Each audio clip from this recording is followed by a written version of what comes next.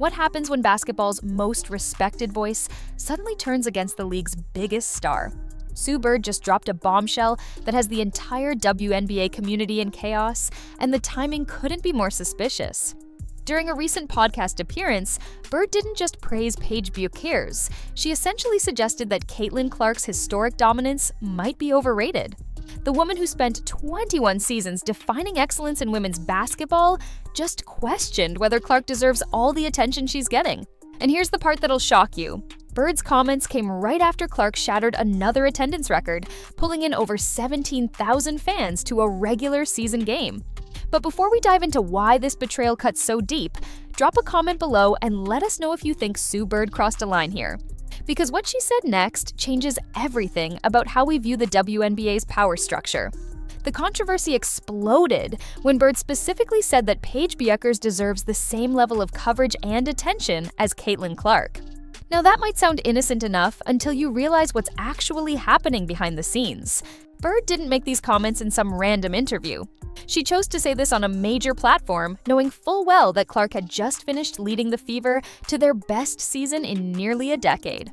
The timing feels deliberate, almost calculated. Clark averaged 19.2 points per game as a rookie, broke 62 records, and single-handedly transformed Indiana from a laughingstock into a playoff contender. Meanwhile, Bueckers is putting up decent numbers, but her team, the Dallas Wings, are sitting at the bottom of the standings with just 9 wins all season.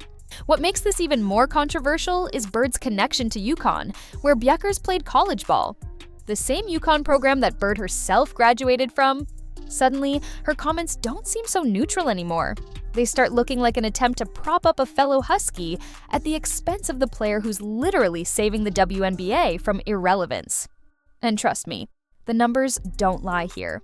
Clark's games are averaging 21% higher television ratings than any other WNBA matchup.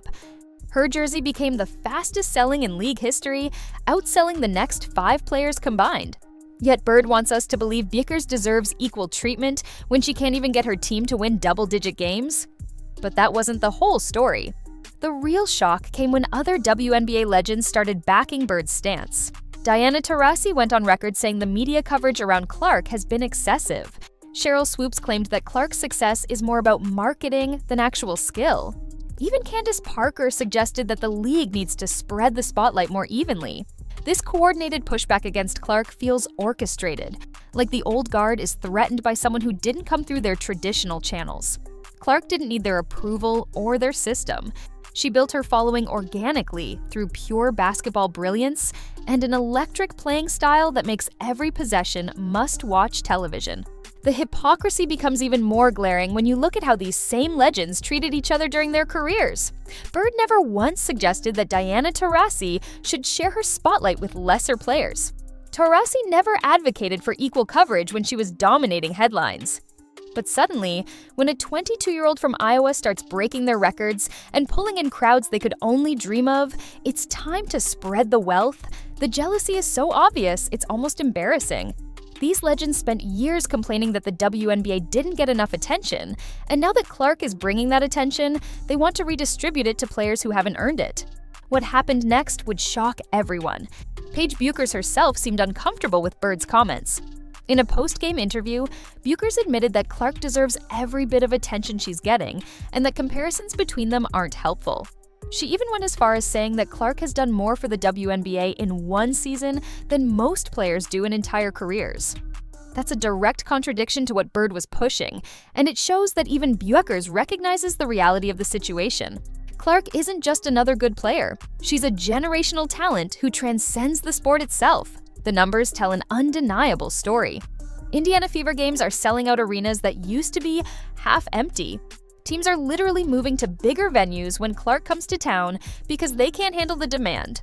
The Las Vegas Aces had to relocate their game against Indiana to T-Mobile Arena, a venue that holds 20,000 people, and they still sold out in under an hour. Meanwhile, Bueckers' Wings are playing in front of crowds that barely crack 5,000 on a good night. How can anyone with a straight face argue these two players deserve equal coverage? But here's where it gets really interesting. Sources close to the situation are suggesting that Bird's comments might be part of a larger strategy by the WNBA establishment to prevent Clark from becoming too powerful. Think about it. If one player becomes bigger than the league itself, she gains leverage that could threaten the existing power structure. Clark could demand rule changes, influence team decisions, or even push for a complete restructuring of how revenue is distributed. The old guard doesn't want that. They want to maintain control, and the best way to do that is to artificially prop up other players to dilute Clark's influence. The financial implications are staggering. Clark's presence has increased the WNBA's overall revenue by an estimated 35% in just her rookie season. Sponsorship deals are flooding in, with major brands like Nike and State Farm specifically requesting Clark for their campaigns. The league's new media deal, worth $200 million over the next 5 years, was largely negotiated based on projections that included Clark's continued dominance.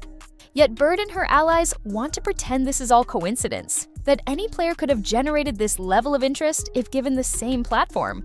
Let's be real for a second. Paige Bueckers had her chance to be the face of the league. She was the #1 draft pick, got all the preseason hype, and had every opportunity to capture the public's imagination. What did she do with it? She put up respectable stats on a terrible team and failed to move the needle in any meaningful way.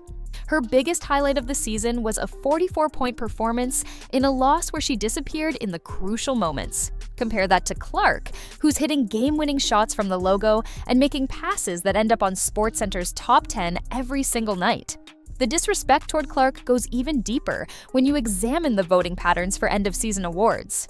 Despite leading all rookies in assists, three-pointers made, and several other categories, there's already talk about how the Rookie of the Year vote might be closer than expected. Some voters are suggesting that Angel Reese's rebounding numbers make her equally deserving, completely ignoring that Clark transformed an entire franchise while Reese's team remained mediocre. It's like they're actively looking for ways to diminish Clark's accomplishments. What's particularly frustrating is how this manufactured controversy distracts from Clark's actual impact on the game. She's not just putting up numbers, she's revolutionizing how the position is played. Her range extends well beyond the three-point line, forcing defenses to guard her from half court. Her passing ability rivals the best point guards in WNBA history, and she's doing it all as a rookie. Bird herself never had this level of immediate impact, and that might be part of why she's so eager to pump up other players. The cultural shift Clark represents can't be understated either. She's bringing in fans who never watched women's basketball before. Fathers are bringing their daughters to games specifically to see Clark play. Young girls are practicing logo threes in their driveways because of her. This isn't just about basketball anymore, it's about inspiration and representation. Clark shows that you don't need to fit into a predetermined mold to succeed. You can be authentically yourself and still dominate at the highest level. Meanwhile, the establishment's attempt to manufacture parity is backfiring spectacularly. Every time someone like Bird tries to artificially elevate another player, it only highlights how special Clark truly is. Fans see through the agenda immediately. Social media explodes with comparisons, showing Clark's superior stats, highlights, and impact metrics. The harder they push against her, the more her supporters rally to her defense. It's creating an us versus them dynamic that the WNBA really doesn't need right now. But here's the twist nobody's talking about. Sources within the league office are reportedly concerned that Bird's comments might have violated an unwritten agreement about how former players discuss current stars. There's supposedly been a meeting scheduled to address whether Bird overstepped her role as an ambassador for the game. If true, this could mark a significant shift in how the WNBA manages its messaging going forward. The league can't afford to have its legends undermining its biggest draw, especially when that draw is single-handedly responsible for the sport's newfound relevance. The Sophie Cunningham situation adds another layer to this drama. Cunningham, who recently joined the Fever, has been vocally supportive of Clark and called out the double standards in how different players are covered. She pointed out that when she was with Phoenix, nobody cared about spreading attention equally when Diana Taurasi was getting all the headlines. The difference, according to Cunningham, is that Clark actually deserves the attention based on performance, not just reputation or connections. What makes Bird's betrayal particularly painful for Clark supporters is the missed opportunity for mentorship. Bird could have been the veteran voice validating Clark's greatness, helping her navigate the pressures of sudden stardom. Instead, she chose to undermine her in favor of a player who hasn't proven anything at the professional level. It's a shocking abdication of leadership from someone who's supposed to represent the best of women's basketball. The long-term damage from this controversy might be irreversible. Young players coming into the league are watching how Clark is being treated by the establishment. They're seeing that even unprecedented success doesn't guarantee respect from the old guard.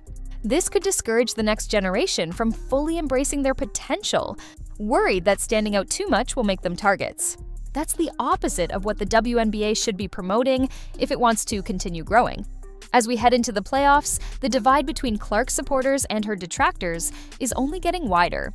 Every game becomes a referendum on whether she deserves her status. Every highlight gets scrutinized for whether it's really that impressive. Every mistake gets amplified by those looking for reasons to tear her down. It's exhausting, and it's taking away from what should be a celebration of the WNBA's most successful season in years. The truth is, Sue Bird's comments revealed something ugly about how success is viewed in women's sports. Instead of celebrating Clark for elevating the entire league, there's this instinct to cut her down to size, to make sure nobody gets too big. It's the same mentality that held the WNBA back for decades, and it's disappointing to see it coming from someone who should know better.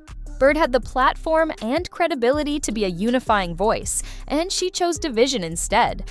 Make sure to hit that subscribe button if you want to stay updated on this developing story, because trust me, this is far from over. The battle for the soul of the WNBA is just beginning, and Caitlin Clark is at the center of it all. Whether the old guard likes it or not, she's the future, and no amount of manufactured controversy can change that.